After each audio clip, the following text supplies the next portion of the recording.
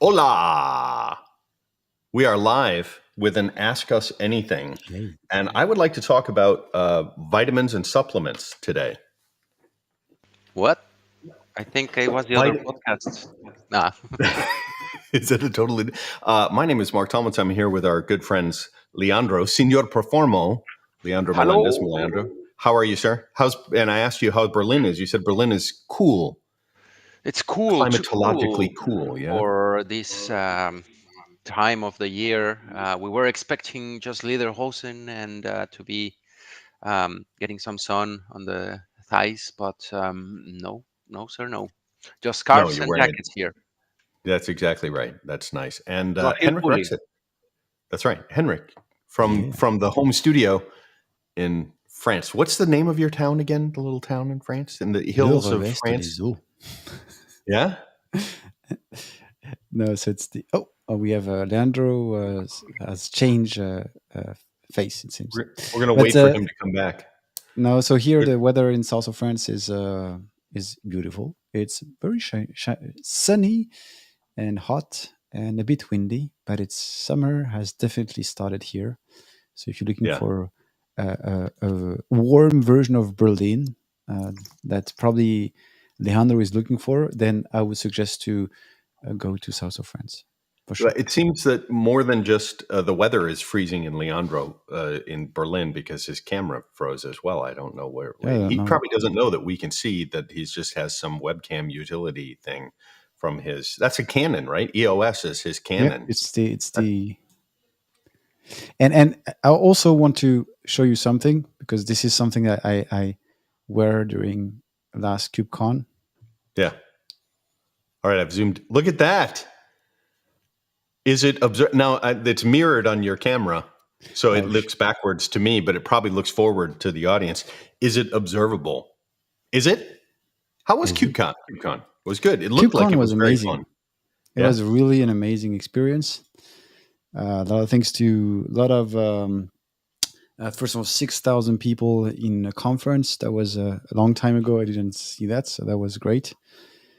And a lot of great news, a lot of nice project. And since a year, I've been always involved in those working group through Zoom. So it was it was exciting to be actually working and discussing with real persons. So that was great. Yeah, cool. And there was some Captain magic happening there. Captain was obviously because in KubeCon, for those who are not familiar, the CNCF has dedicated booth for the CNCF projects, and Captain was one of them. Cool. So the Captain booth was fully packed for sure.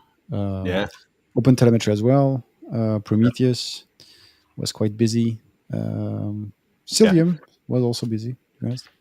That's pretty awesome. Were there, Leandro? Do you know were there K6 Grafana folks at KubeCon? I don't know. Grafana, if yes. Grafana, there were Grafana World. Several Grafanistas. That would be something like that. I think we're picking up your room mic, not your boom mic, so you might check your mic. Anyway, I'm going to say, go right now to your social media and post something like it says we're live, and I'm going to retweet this as myself. So you have to go retweet this for fun. And then we want to talk about like whatever our topics are for the day. Who knows what kind of topics we have. Okay, and now I'm back. There we go. You're back. Look at you. Oh. Okay. Good. Yeah. Don't put the cables of your toys where you are moving your feet, people. Don't do that, kids. There you go. So you can ask us anything. I have my social media control panel here. World takeover. I didn't get to go to the other. What was the other conference you guys are doing a collaboration on that you were just chatting in the thing about? What is that conference? 99 Perf something? P99, yes. P99, yeah. Yeah, we are discussing on what things may happen there, and it's gonna get interesting. Lots of conference stuff happening this year, right? Yeah. Completely. Yeah, I agree. A lot of remote, virtual conferences. But yeah, I'm hoping to get more physical conferences. That's in person, I Yeah, would say. more in-person conferences. And P99 is not the same as the P90X, which is that fitness program from like 15 years ago. No. Wasn't that the, like, If you it have to was change your related whole to lifestyle? P90X, I would say no. I'm not. These guns are not the same anymore. So no. So Yeah. it's the people from that was the Scylla, gift maybe? for the speaker gift Yep. for last year. So it's the people from SciLiDB who organized that conference. Yeah. So it's a Yeah. very cool conference. I had the chance to be speaking last year. Cool. A lot of technical content, few aspects about performance. So yeah, definitely recommend the audience to look at it for sure. Yeah. And, I slave away as a full-time performance tester. So, I don't only get to go to certain kinds of conferences. I just come live with you guys. I'd just quit my job if I could and just go to conferences and for fun. Wouldn't that be, if I had $1 million tomorrow, I would just quit my job and go to conferences for fun. No, I probably wouldn't. I'd probably stay home. Yeah. Probably It's take a nap cool for to like a month. go to conferences. Yeah, but after that month, you will be like looking for more conferences. Yeah, that's true. That's true. So this is an Ask Us Anything. No one's chatted us. Are there any topics Henrik I might want to have bring one topic. start? I heard about He's a got a big top. barbecue What's the big something top? happening. Yeah. And a barbecue has been sort of suggested a few weeks back. And I was thinking, a performance barbecue seems quite fun, to be honest. So yeah, what about that? Speaking of in-person events, so I fired up the chat, and I have to revisit. It's on my list for this week to get back with Joe Colantonio over at Test Guild, who ran the Perf Guild. And then, of course, I just saw from Brian Cole a thing about the PAC. Like the PAC's coming back. They're going to do something in San Diego or something. And so I don't know if that's going to happen. I saw one notice on that. But there's interest to actually kind of get together some kind of barbecue later this year. But more than just the barbecue, it would sort of designate, like, maybe if we have the clout, I don't know. I think we do. If we all combine all of our superpowers, we could have like International Performance Day, where we take the spirit of the 24/7 nonstop pack that Henrik knows and loves so well, but do something where everyone posts a blog, an article, and you just kind of curate that in a big storm. So we would have like a day. And then the side point of that was, could we also support charities around the world, certain kinds of charities that you would, whatever organization, like I would choose something, everyone would choose something, so you could promote the charity as well. Come see my talk, and then I'll actually promote doing something in like International Performance World Day or something. But it could involve barbecue. So it's a PID. So it's a process, not PID. It's a process. No, never mind. Performance ID. International Day. Yeah, PID. IPD would be like, International Performance. I think you could have the International Performance Association, which would be the IPA. IPA sounds very tasty. Yeah. And if you did them 2 days in a row, you could have a double IPA. A double IPA, yeah. Yeah. And if you do it close to the ocean, it could be ocean double IPA. That sounds quite a cool theme. I'm up to that. I'd be happy to do that. Yeah, a little one, the International House of Performance, or may that be taken as well? Oh, there you go. That would be good. So yeah, it could be around Oktoberfest, which would make sense. Anyway, to your point, Henrik, we have some spam in our chat here. I can add that to the block list. But by now, but I want to become famous. I don't think we want to become famous. I think people just pick up on. But at least the bots don't know that kind of stuff is in there. So I did write a blog article, a long, long time ago about the affinity between performance engineers, performance testers, and barbecue. And for some reason, there's not that many. Full respect to vegans and vegetarians who are not into barbecue, but there are barbecued vegetarian dishes. So you could have smoked eggplant, smoked vegetables. I've had like smoked cauliflower. It's really good because it's porous. There's also sort of like smoky. Some vegetarians maybe still eat seafood. So there's some people that are like, I don't eat certain kinds of animals, but you could have like obviously smoked salmon or things like that. Anyway, but there was this weird, and I think it was the affinity of the idea of a load test. I don't even know if I can pull this off. What I'm going to try to do like 3 things really cool. Hang on, it's going to happen. Like, what if I do like that and that? So you guys know, what is that? A load test, right? It's a So you constant have load test. a ramp up and a steady state, right? And that would be like transactions per second. But what if I made this like degrees Fahrenheit or Celsius, and you're sort of ramping up the temperature to 225 degrees Fahrenheit? What is that in Celsius? Whew, I have no idea. What's slightly over boiling, so it would be like 110, 108 maybe. 108 degrees Celsius. And then you're going to keep the steady state at that temperature, and For 3 the hours. internal meat temperature of whatever you're cooking, as you ramp up pretty quickly and then maintain that, the internal meat temperature would slowly rise, and then it would hit like a stall if you're doing certain kinds of meat, and then it would eventually cross there, and then this is done. So to me, the blog article was basically saying the idea that you plot out a temperature graph for your barbecue is what made that kind of feasible. I think that's why load testers kind of dig. So are you saying that barbecues. when you do briskets, you do a ramp up test? So you do a first small steady state to smoke it 3 hours, and then you add another step where you increase temperature slowly. This is what you're. You can, that's a technique for brisket. The other thing would be you switch it to do foil. There's noise in the background here. Martha doesn't know I'm live streaming, but you could do the crutch, right? The foiling. So if you had it in the middle of your steady state, you could have a crutch. There, I'll do that again. So a rendezvous. A rendezvous. Oh, that sounds familiar, oddly. It could be a rendezvous. I did that.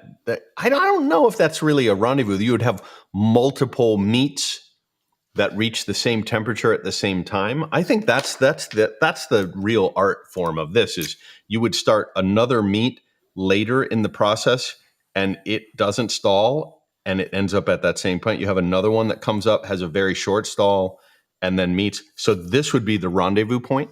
Is that right? They're all done at the same time. No. I like that plan. It's a good scenario. Yeah, exactly. Anyway, that's the affinity for barbecue. We're way behind having a PerfBytes barbecue, which will be sponsored by Catchpoint. Actually, Catchpoint kind of put money on the table to help us hold a PerfBytes barbecue in person. And I think the actual answer to Henrik, to your question, was we're trying to figure out who are the different people that could help pull this off and align it to another event where we can support an organization that's already having an in-person event and potentially in the parking lot set up a smoker. Like that would be cool. There's different events coming in, so we could definitely collaborate with those different events and suggest the free smoking test. Free smoke test. I guess that would be the crossover would be. Yeah, would you have different types of barbecue? Yeah, different types of. You have a smoke test. That's that blue smoke versus the gray silver smoke. So you're like the temperature of the smoke matters in terms of how it adheres, the adhesion to the side of a cold piece of meat or any produce. Yeah. A smoke taste test. Smoke taste test versus an actual smoke test. Mm-hmm. Yeah, exactly. I did. So Leandro, you and I were chatting about rendezvous, And then I actually did my PerfBytes last Friday on Rendezvous, and I used the chairlift analogy.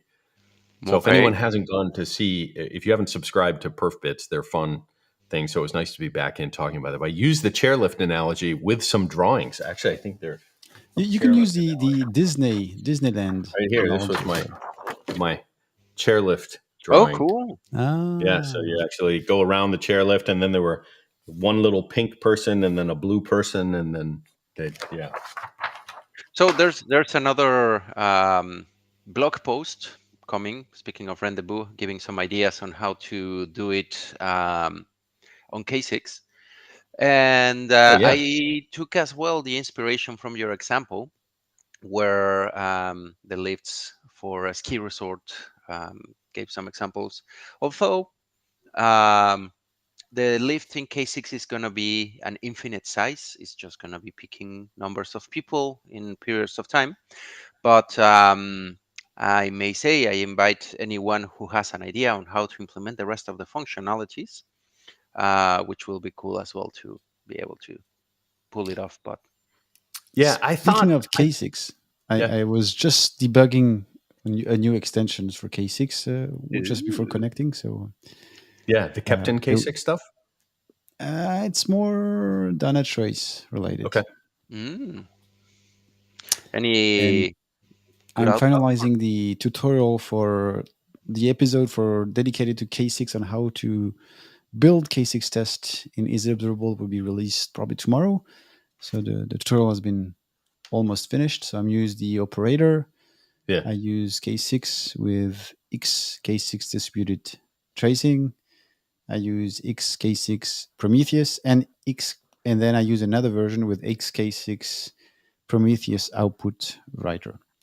I would say the output Prometheus is nice, but definitely the one with the official one, the remote Prometheus, is much better because you have one label with the path of your metric of your requests. So it means you have more statistics and you can do splits and you can do tons of things. So I definitely recommend to use that one instead of the Prometheus standard one. Cool. Great. Speaking of time, I need to jump because I have another meeting starting. So I will let you answer the question of the attendees, guys. Do you want to leave us with a different question for our ask it? Like if you were, let's say, Henrik, let's say you didn't know us. Just imagine you didn't know us at all. And you were like, wow, I want to ask a question.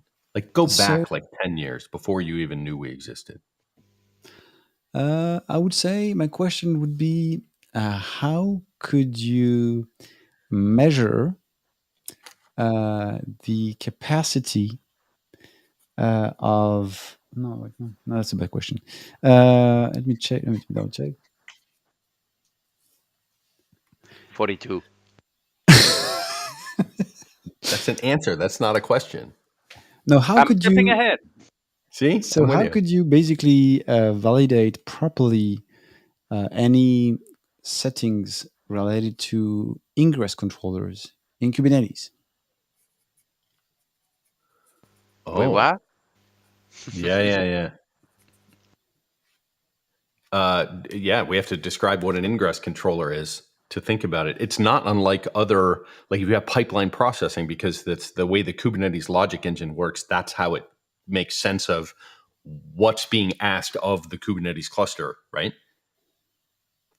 Yeah, so you expose the service, and then, but the idea is that what would be, I mean, from the bare metal technology, we know how those sort of proxy works.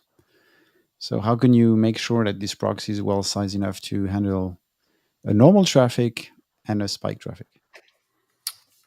All right. No traffic. Ingress controllers. That's a hell of a name, isn't it, for a proxy? It is. I think. When Henrik, you and I were having this conversation on the last AMA, we were talking with Service Mesh, right, with the meshy folks. It was all meshed up and meshed in the face. But I think about the same thing. It's like, it's an array of proxies that are doing traffic control in the mesh, and they operate as, I guess they could operate as an ingress. If you have Kubernetes running. you have a service mesh, you don't need necessarily an ingress, because the service mesh will do also the traffic. I mean, the load balancing and all the stuff that is required. So either you go with a service mesh or either you go with an ingress. Okay. Yeah. All right. I guess I had to drop. I will let you with these questions. And if I finish earlier, go visit Henrik's. Isitobservable.com is a thing. Is it observable in other languages? Not yet. Not only yet. In Frenchlish. Frenchlish. Ingrinch. Something like this. Excellent. Cool. Thank you, sir. Nice to see you, man. Yeah, me too. You too. Enjoy, guys. See you. Okay. Ciao. Take care, amigo. Bye. All right. So Leandro, the service mesh. Did you see the service mesh interview we did with the guy? I forget his name from Meshy. I think it's Meshiness Service Mesh. Oh, nope. I couldn't watch it because I think it's the days that I was running around in Star East. Yeah. It's pretty cool stuff when you draw it out and you figure out where your sources are, where you're routing traffic to and from. And so an ingress controller would be not unlike, hey, I have a dynamic number of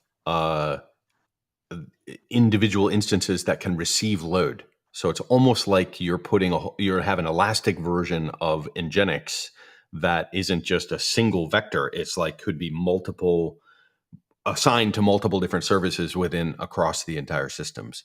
So how would you validate the performance of an elastic ingress controller?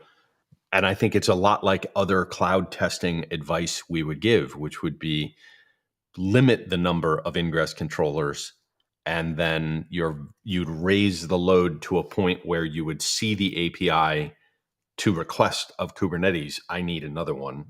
And so you'd want to limit it and see what the max throughput would be for a single or a handful, a limited number.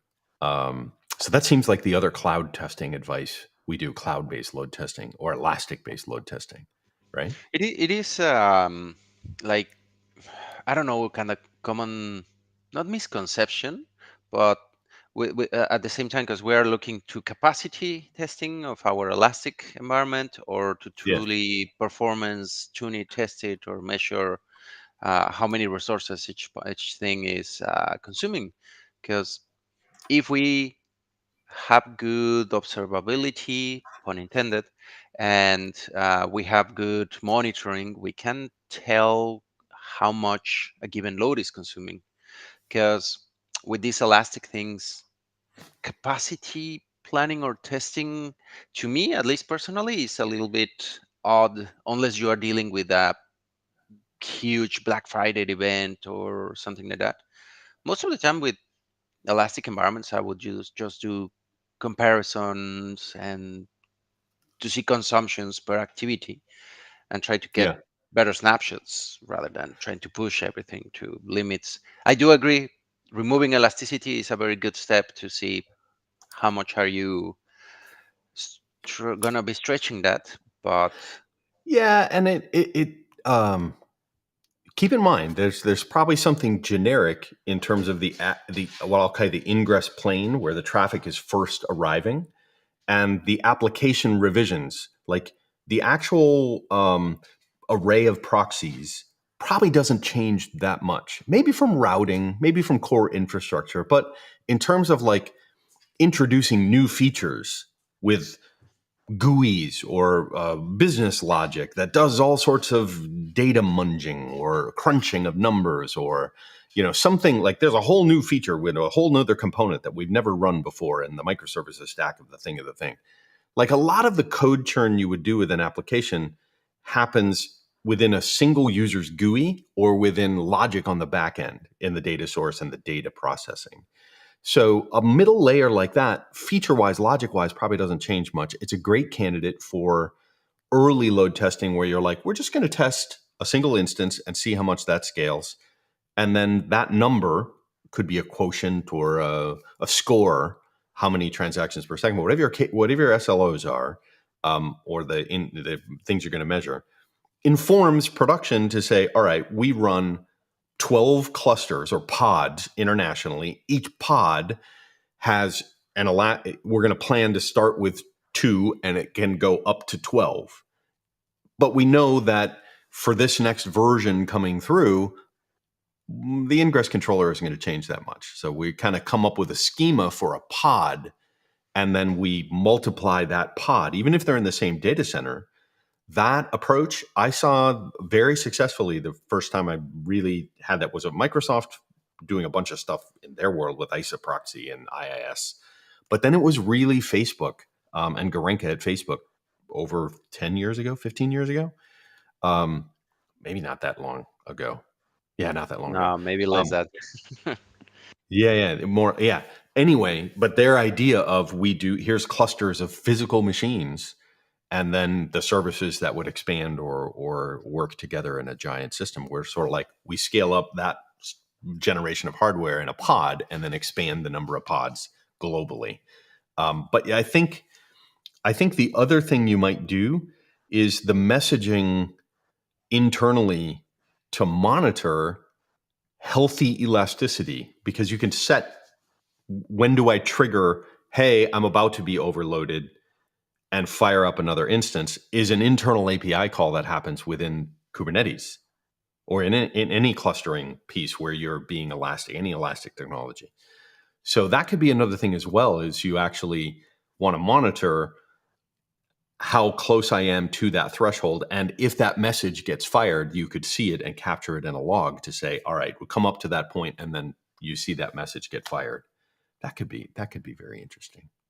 Yeah, because this expands like another dimension when you have elasticity, right? You are not only testing how fast, let's say, is the response time from your requests and the activities, but also you have response times around this elasticity. How fast are you spawning a new node, or how fast are you growing up things, or what's the opposite of growing?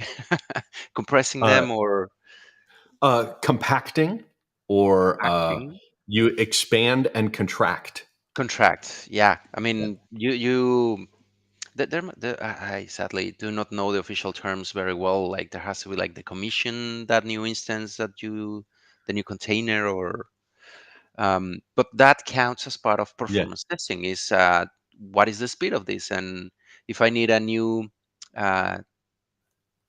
tier, container, service element, when I have maxed out the previous one, how fast will I have to wait for? Because during that little period that you have maxed out the previous one, if it's not fast enough, you may start to see some blockers, right? Some services not responding. I don't know if you've seen this, Leandro, but there's a lot of people who imagine, let's say I have a piece of hardware with 8 CPUs, not a big machine, 8 CPUs and 16 gigs of RAM. And then they purchase a VMware license, and like the lights change, and then there's some smoke and like a boom, a mask, and a guy shows up and says, aha, I can make thousands of machines run on that one piece of hardware because VMware is magic. Sure. You've seen that, right? I wish I had more sound effects programmed into my little video setup. Exactly. Thank you. The magic. The people test for elasticity, but if you're doing it on the same hardware, you still have to have some math, and there's another layer within the hypervisor that can be alerting to you. You may want to fire up another container, but you're still on the same physical hardware. When in production, you might be in the cloud, abstracted completely. You have no idea what hardware, what physical container of blades of machines running with cooling and all that kind of stuff that a cloud provider abstracts you from. Or if you're running in, say, OpenShift or Cloud Foundry or something like that in a cloud provider that you don't even care. It's just give me another container somewhere in the world. So when you go to test, if you end up testing in a physical world, hey, I'm spawning up another container, but it's on the same physical machine. Does the physical machine have capability to do that? And if you're in the cloud, maybe you don't even care. It's just like, well, you don't care until suddenly you're like, oh yeah, I'm sorry, Leandro, you didn't like your subscription to the cloud service doesn't allow you, like, you have to stay within this region. You can't go over to those VMs that were in this other region with different hardware. Because you have And already consumed the whole country's data center, and your rogue Lambda function has taken over all of US East, and you're not allowed to go to Ireland. I mean, there may be GDRP reasons to do that you're constrained, but that I didn't think that would be a real thing. Like the promise of, you can run stuff all over the place and not have to worry about it in the cloud, except for, how do we get you to pay more money to change what grade machine you're on and what capacity? And well, that one has network limitations, so you need more CPU. So that a la carte menu of machine options for VMs in a resource group, or let's say you're in one of the, like, messaging, a service bus is in Azure, or you've got running Kafka in the cloud, or running other services like serverless functions like Lambda in the cloud, where it's not really a VM in a resource group. It's more like, hey, there's infinite numbers and we'll figure it out on the back end, until you're like, if I have poor performance for messaging throughput and I just by chance delete that and recreate it, I get twice the performance. Because, oh, well, in the back end, in the behind the scenes, behind the curtain in the cloud providers, they're like, we have all of these Kafka instances that are masked behind the scenes, or RabbitMQ in some, and they're running on that old hardware.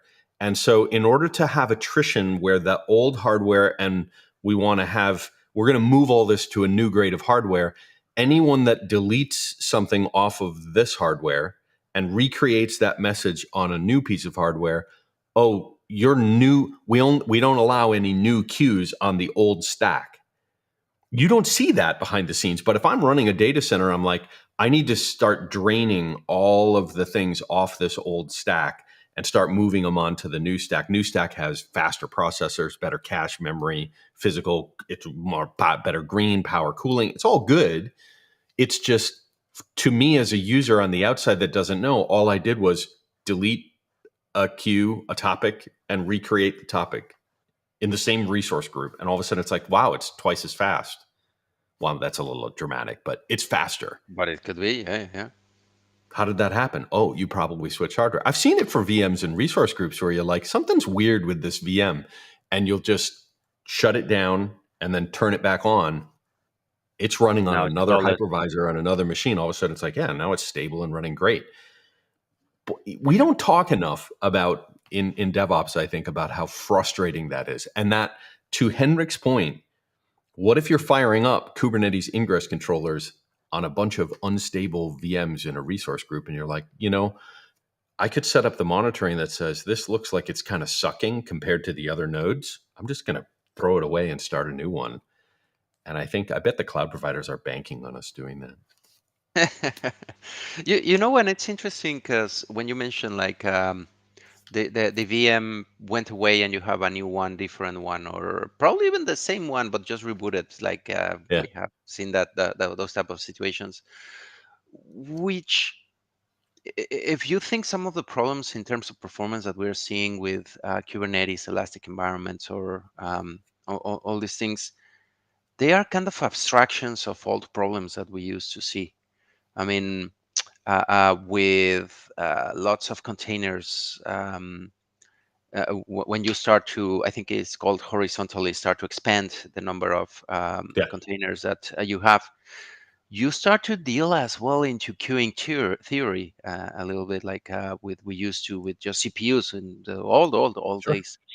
And when you mention this, it's like it's almost like a gag already for IT people. Have you tried to turn off the computer and turn them on? In the old days, that was the change, and some resources were released or it worked. I mean, that's why it became such a pun, right? Yeah, I mean the idea that processes running on a computer can be treated as ephemeral as we left the mainframe behind, right? You had load balancing, bingo, the world changed because it's like I can drain connections off this node, restart that node, and put it back in the pool. That's very simply something you could do 20 years ago, 22 years ago, maybe more. And the state of the art of load balancing is programmatically as logic is in all of these other infrastructures. The idea that you can inspect what something is doing, and I know people that still, and we have a lot of systems that run on premise. They're not ephemeral. They are in VMware. So we have load balancing. We have the ability to move VMs around vMotion. Hey, we're going to move stuff over here and drop this blade and whatever. And so we're doing, I would say, agile operations or more flexible operations using all these technologies. But the new stuff you're talking about, the queuing theory applied, is definitely part of automating itself, where you look at kept-in auto remediation, where you looked at Kubernetes elasticity in any of these pieces, or you see it behind. I had no idea that we're growing Rabbit MQ instances behind the scenes to handle more queues and more topics and more subjects, and away we go. So I was like, all right. No, and some behaviors that they remind me a lot of the amigo Stephen Townsend when he enjoyed a lot data and get things into Tableau and see how Yeah, some patterns would appear. And I just thought of one pattern I saw. I think it was last year, not that long ago, where you would see an instance suddenly turning on, turning off, turning on, turning off, turning on, turning off, yeah, and some of these findings with these peculiarities and these new elastic environments, where the threshold to bring up a new instance, let's say, was I'm just going to throw a number and a metric, but 8 gigs of RAM consumed. And the yeah, threshold to turn it off is when you had under 1 gig available. right. So for the next container, to call it in a way. So the utilization stayed in between those two thresholds. So it was like, oh, I need a new one. Oh, I need to turn it off. Oh, I need a new one. Oh, I need to turn it off. Oh, I need a new one. And Yeah, some of this analysis are not thinking that much into, oh yeah, the cloud will handle it. The performance experience of this turning on and off container, I think yeah, we have to pay more attention and to integrate and think a little bit better. What are we doing with these cloud environments where it's not magic? I mean, lots of it has been automated, is kind of more transparent, yeah. but still we gotta be careful and understand what is happening, right? Yeah, yeah. The Andro, in your book, you have a whole section that goes over workload analysis or specifying workloads, which again is the hitchhiking guide to load testing projects, right? Hmm. You can buy it now. You can put the link. I have to put the link on there. I don't. Amazon.com. Let me look for it And if I have it just while look. you're Yeah, talking. we'll share the link out to you.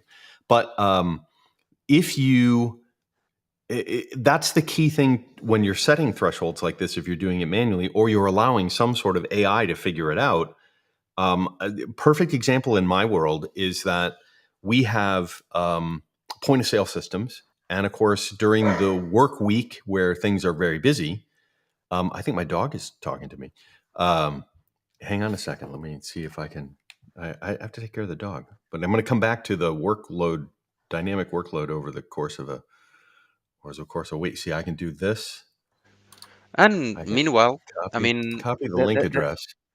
the topic of workloads is also very interesting and has been moving and graduating, because the workloads that we used to deal with before were almost related to user activity, right? And Yeah, nowadays, with services and microservices, in my opinion, user activity per se is kind of hard to keep thinking as a single user jumping. And if we think, and how do we have to script them? Because now a single user could you could see this real person in tens or maybe even hundreds of microservices on different servers and different boxes.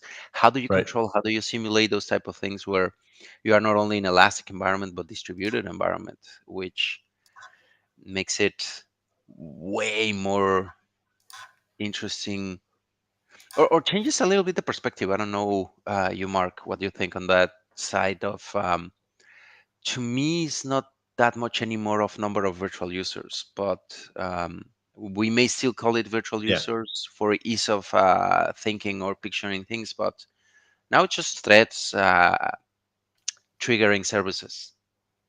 And I still think of it as if there's a human involved, I there's I an may not abstraction call. of a virtual user or a real user.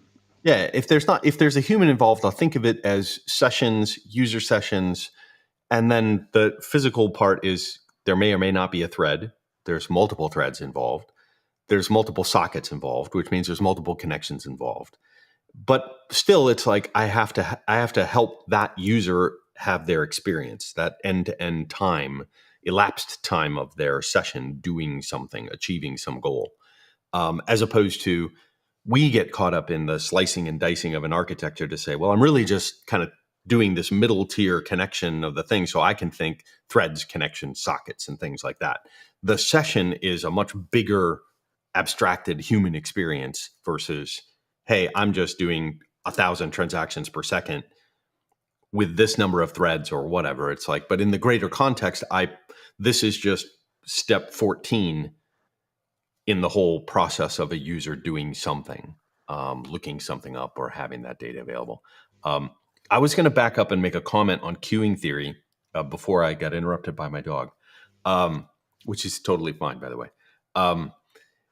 There was an era where we, much like rocket science, it's very expensive to test in production when it comes to multi-billion-dollar rocket initiatives. So you do a lot of math, you do a lot of prediction, and you do a lot of modeling. So you model based on some smaller scale set of data. That extrapolation is evil, but it's too expensive to actually, let's go blow up a rocket to see when it breaks in production. You can't do that. And so there was a time when we would never test in production. It was just, that was too catastrophic and it was too fragile and it was too limited. So you did a lot of you would apply queuing theory into a theoretical model or an abstracted model where most of the resources aligned in the flow for that transactional model were finite. They did not change.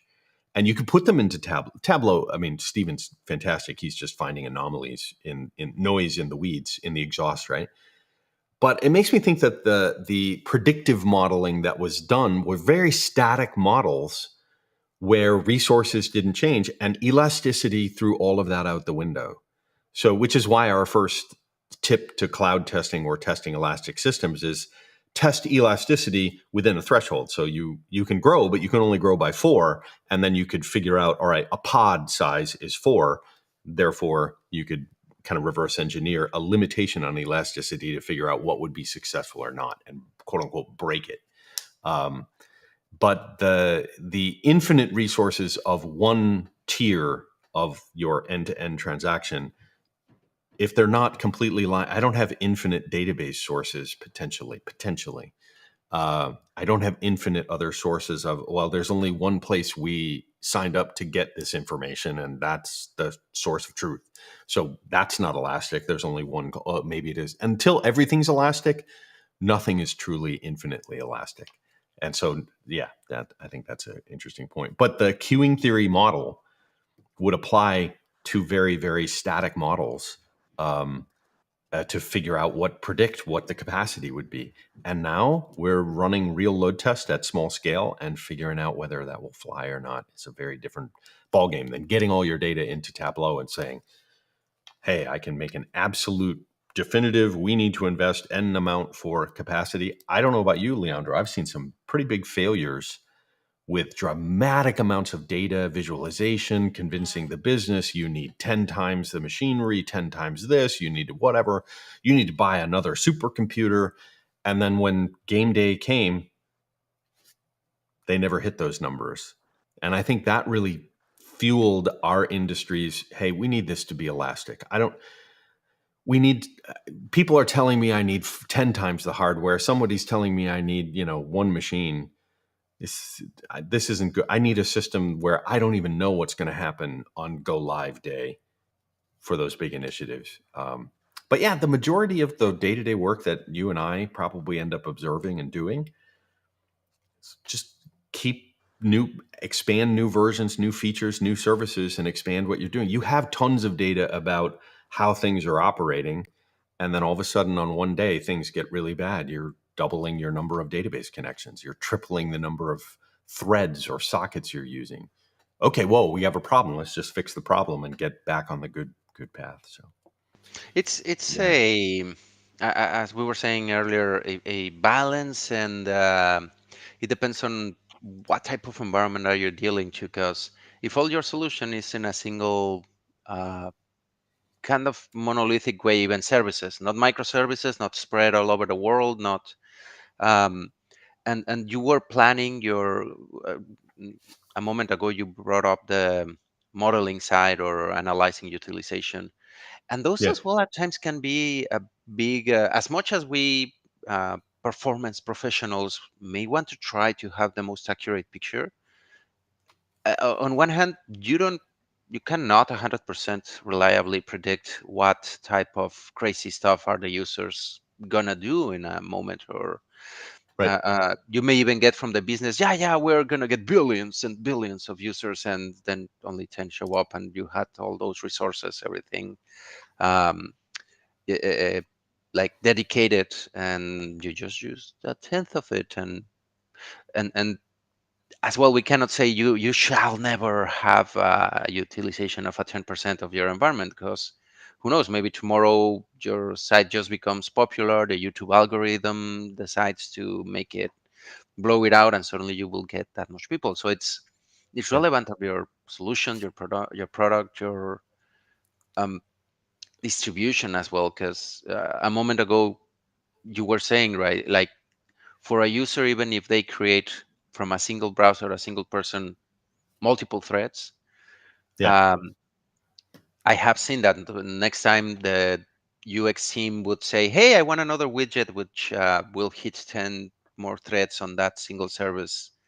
Probably it's a bug, probably it's intended, probably it's a real functionality. And you still have that single user doing that single thing. But if you don't have the number of times each service is being hit, like on average, what is the expectation? And not even getting like microservices spread over the place. You have them in a single yeah, place where you want to see what happens when this utilization expands, or because it's not always because I got more employees. That's why am I gonna get more utilization in this? Probably the team decided that the paging of a widget that was bringing up data will yeah, hit the service more often, and probably the payload will be larger, will be smaller. Some of those yeah. variations is something that sadly many teams are not like taking into account, and on top of that Right. have the elasticity of what is going to happen when you have that, right? Yeah, I think there's also some presumptions. I have I see issues where a functional bug where let's say you get a response back from some kind of reconciliation process. Hey, I know you're just doing some acknowledgement for a backend microservice. Did you do that? I'm just double checking to make sure you did that, or I'm not, for whatever reason, I started up and I got this request off the queue and I don't have data as to whether that was completed or not. Maybe something died. So I'm just checking in on a status. And if it drops that status, it never makes it on the record. So suddenly you're just hammering at this one service. Hey, what's the status? What's the status? What's the status? What's the status? And if there's a SQL source or a data source behind there, that's getting hammered as well. So there's still, there's always going to be bugs in that perspective as well.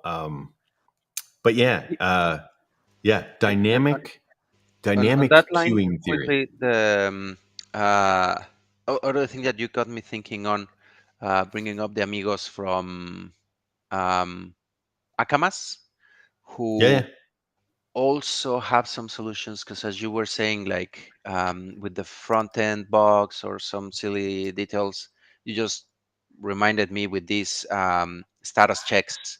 Someone, for some reason, decided it was configured to be every 5 seconds, and someone said like, "Hey, why don't you turn that into 0?" And the web pages on the front end of the solution suddenly started to slam the server as much as possible just for a silly status, which was not bringing much, but suddenly slam, slam, slam, Yeah. slam, slam, 10 users as fast as possibly a browser can get that. And just for a silly little change that someone thought could be useful. And I'm going to an extreme example. Some other times you might have legit reasons to make it hit every tenth of a second. Yeah. You will have all that difference, as you were saying. The queuing theory there as well gets interesting, right? Yeah. Yeah. It's also interesting because a lot of the estimation models from many years ago, there was a company called Hyperformix, which I think got bought by CA. Another one called TeamQuest with a bunch of guys in Iowa. It was really smart. Really older companies, but really expertise level, niche kinds of things. You would train their models based on very specific homogeneous user behaviors and interactions. So the minute that user behavior became very dynamic, remember back in the day, it was like we only changed the UI and the flow of steps once every 18 months. And so the model will be valid for 18 months or more. It's dramatic change. But now you're doing new releases every 2 weeks, every sprint. My model, I'm not going to invest that much in creating a static model for that capacity. Plus, if I'm pushing, I only push to production every 18 months before. So I didn't have any new telemetry based on changes over the last N number of releases very frequently. So, I mean, just get back to your DevOps principles, which were like, guys, we need to build, test, retest, rebuild, retest, rebuild, retest, improve, expand, whatever. It makes so much sense. I mean, that's a huge industry-wide lesson learned that everyone benefits from that perspective. I want to bring it back before we get to the top of the hour, Leandro, on something else about these ingress controllers or service mesh in front of a Kubernetes cluster or an ingress controller for Kubernetes.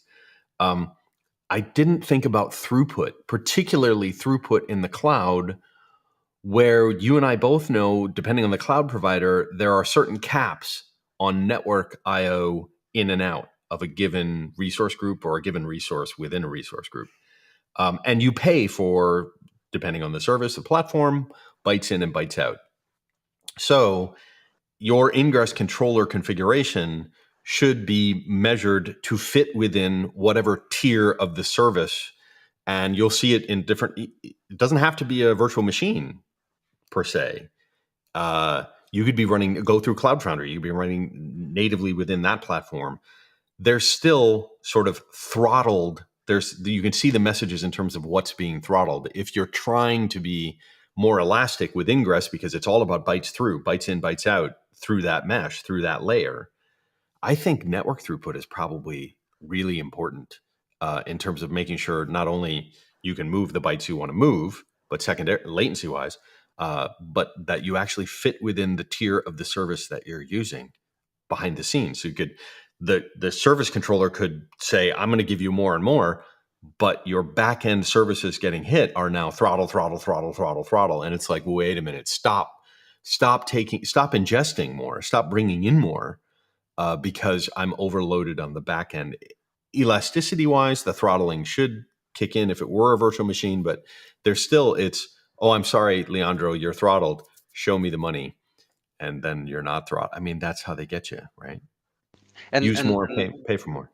not only from the money perspective, because you are bringing here a focus on good old bottlenecks. Like even I Yeah. have elasticity, I have everything, but the cloud, as infinite as it may sound, it still has physical boundaries. And if you have like enough requests on a single instance that to consume a decent amount of the network on a single instance, and you start to require to grow that, the Yeah. throughput of that instance will quickly start become a bottleneck. Probably this management of where are you instantiating the new space for this. Okay, I won't have enough throughput in this network card. I need to create it on a different data center and a different server or switch or whatever you want to say. Yeah. Mm, and on that one, I don't know very well how will it work. Like I have to implement a new virtual network card that is elsewhere that we can work with, because the Yeah. physical one is saturated, and that's your point. Oh, well, everything is virtual at that point, right? So it's just for that instance, I can only allow it to move n number of bytes in and out, managed through a backend throttle on whatever that adapter looks like. You can, even if you had 40 network card, depends on each provider. They're all unique to that perspective. Yeah, absolutely. The Yeah, we didn't have anyone really chatting, asking us stuff, mostly because we don't advertise these things. So I think we should probably start advertising when these are coming. Trisha popped in on the social media stuff out there because Trisha's fantastic, always does. Henrik asked our one question, which of course sent you and I down this fantastic rabbit hole about testing this guy. I think Carlos, another amigo Carlos Gauto, was there, and but yeah, no live questions, and definitely we should ask to get them piled up at least, or because as well, who knows who might Yeah. be in meetings and not being able to attend this type of fun events all the time, Oh, right? that's fine. I'll get some out there. That would be kind of cool. Anyway, thanks to everyone. Landro, what do you have coming up? Where you've been around doing great work in the Star Conference. Where did you go to? What were the other ones you were at recently? We were at QA, or the highway. Super fun. Met lots of nice people. Had a Yep. didn't had a chance to do as many interviews as we did in Star East, but Yep.